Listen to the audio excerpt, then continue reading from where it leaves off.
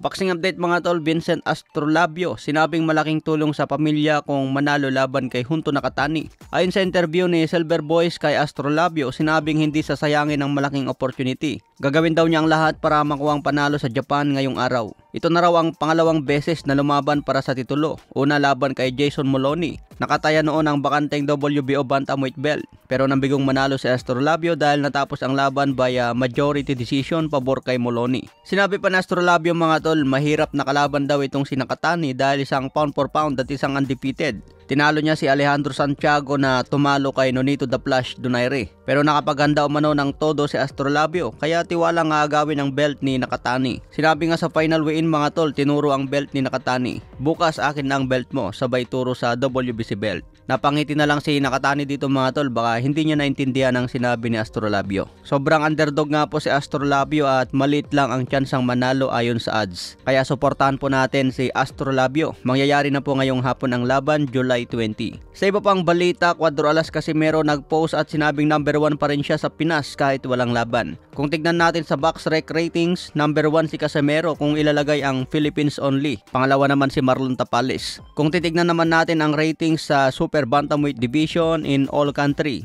una si Naoya Inoue, pangalawa si Stephen Fulton at pangatlo si Casimero. Pagdating naman sa all weight category in all country, una si Alexandre Usyk, pangalawa si Crawford at pangatlo si Naoya Inoue. Ito po ang ratings galing sa BoxRec. Iba naman po ang ratings mula sa Ring Magazine na sinusunod ng 4 na sanctioning bodies tulad ng WBO, WBC, WBA, IBF. Samantala, sinabi rin ni Casimero may laban daw siya ngayong September, kaya abangan lang guys. Sino kaya ang kalaban ni Casimero mga tol at saan gaganapin? Sa ibang banda naman, The Monster Naoya Inoue sinabing hindi pa aakyat sa featherweight division. Siguro magtatagal pa raw si Inoue sa super bantamweight, taliwas sa sinabi ni Bob Arum. Ang plano kasi ni Arum after 2 fights, pwede na raw umakyat si Inoue sa featherweight. Unahin lang niya si TJ Doheny ngayong September 3 bago labanan si Sam Goodman. Matapos ang dalawang laban na yan, pwede na raw umakyat si Inoue. Pero sinabi nga po ni Inoue sa kanyang interview, 2 taon pa ang itatagal sa 122 pounds. Baka makalaban pa rin niya si Murodjon Akhmadaliev.